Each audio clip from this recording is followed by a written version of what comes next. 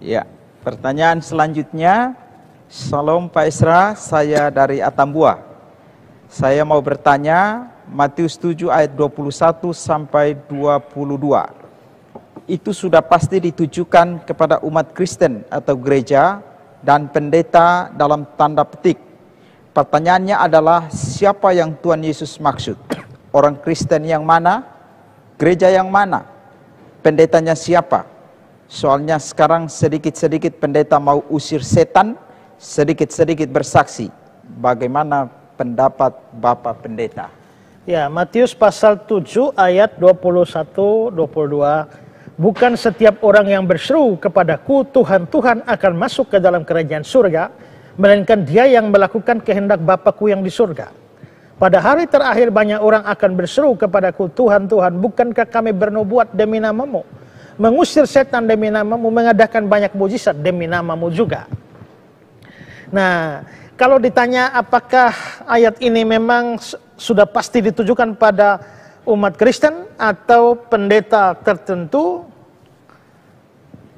kalau disebut pendeta tertentu sih saya kira tidak. Ya, karena ditanya pendeta siapa, ini kan ayat ini tidak bicara soal pendeta siapa, si A menyebut namanya, tidak. Tapi jelas bahwa ini merujuk kepada nabi-nabi palsu.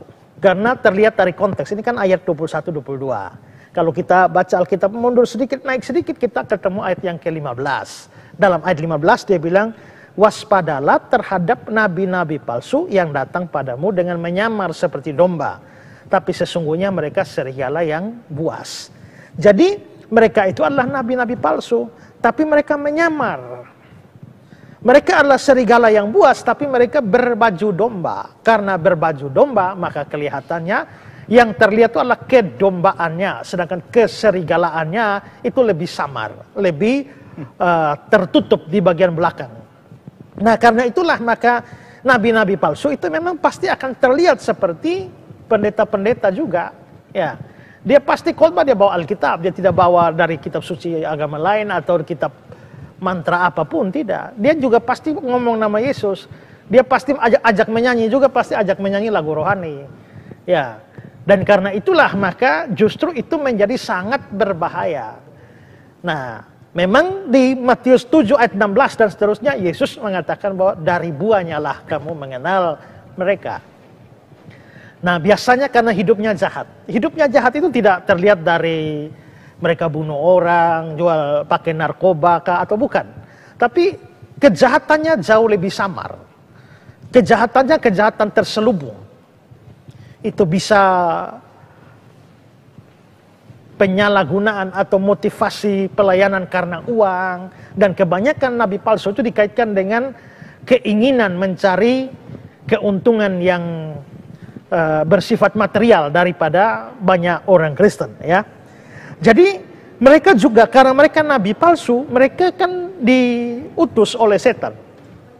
Karena itu walaupun mereka Kristen, tapi mereka juga ada di gereja. Dan karena itu mereka pun bisa bikin mujizat. Ayat yang ke-22 itu ya. Tuhan, Tuhan, bukankah kami bernubuat demi namamu? Jadi pakai nama juga, nama Yesus juga. Mengusir setan demi namamu, pakai nama Yesus juga. Mengadakan mujizat demi namamu juga. Nah, maka Yesus mengatakan bahwa di ayat 23, Yesus bilang, nyala, aku tidak pernah kenal kamu. Kalau aku tidak pernah kenal kamu, berarti mereka sama sekali tidak pernah menjadi Kristen sungguh-sungguh. Kalau mereka pernah jadi Kristen sungguh-sungguh dan murtad, Yesus pasti bilang, aku dulu kenal kamu, tapi sekarang tidak. Tapi tidak begitu, aku tidak pernah kenal kamu. Berarti mereka, walaupun bikin mujizat, walaupun bernubuat, walaupun usir setan, pakai nama Yesus, Yesus tidak kenal mereka sama sekali. Mereka bukan orang percaya, mereka nabi palsu. Tapi karena mereka nabi palsu, ingat, nabi, disebut nabi itu artinya orang yang punya kedudukan tinggi di dalam gereja. Nabi itu juga ngajar firman. Maka biasanya penyesatan itu memang datang dari petinggi-petinggi gereja, dari pendeta-pendeta, pengkhotbah-pengkhotbah, guru-guru. Jarang ada penyesatan datang dari koster, ya. Jarang ada penyesatan datang dari satpam gereja, tidak. Biasanya justru dari pengajar-pengajar.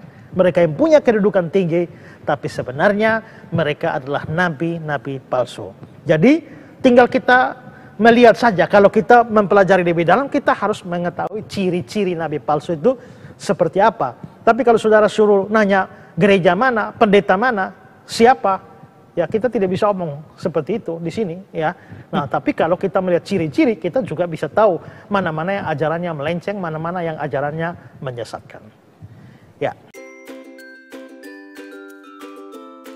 Yayasan Karya Bakti Esra Soru atau disingkat KABES hadir sebagai wadah untuk memberitakan Injil dan melayani secara holistik.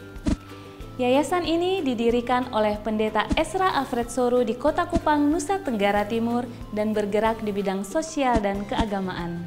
Yayasan ini memiliki visi menjadi lembaga yang mempunyai andil dalam membentuk kekristenan yang gigih dalam memberitakan Injil serta setia kepada ajaran yang alkitabiah dan melayani secara holistik.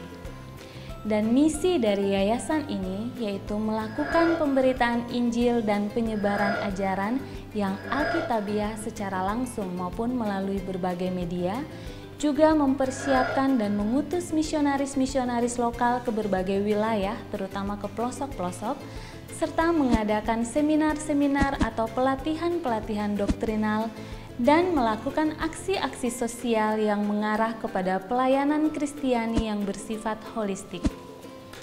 Berikut serangkaian kegiatan yang telah dilaksanakan oleh Yayasan Karya Bakti Esra Soru. Bagi saudara dimanapun berada yang rindu untuk mendukung pelayanan kami, khususnya melalui dukungan dana, maka saudara dapat menyalurkannya ke nomor rekening yang tersedia. Untuk informasi selengkapnya dapat menghubungi Sekretariat Yayasan Karya Bakti Esra Soru melalui nomor berikut ini. Mari beritakan Injil dan melayani sesama dengan kasih bersama Yayasan Karya Bakti Esra Soru. Tuhan Yesus memberkati.